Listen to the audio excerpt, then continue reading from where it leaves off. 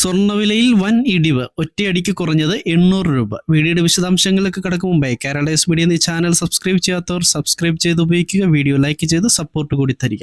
സംസ്ഥാനത്ത് റിക്കാർഡുകൾ ഭേദിച്ച് മുന്നേറിയ സ്വർണ്ണവിലയിൽ വൻ ഇടിവ്. ഇന്ന് ഗ്രാമിന് 100 രൂപയും പവന് 800 രൂപയുമാണ് കുറഞ്ഞത്.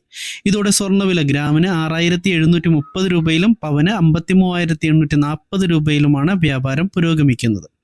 18 ക്യാരറ്റ് സ്വർണ്ണവില ഗ്രാമിന് 90 രൂപ കുറഞ്ഞ് 5600 രൂപയിലെത്തി. തിങ്കളാഴ്ച 400 രൂപ ഉയർന്ന ശേഷം ചൊവ്വാഴ്ച പവന് 480 രൂപ കുറഞ്ഞിരുന്നു.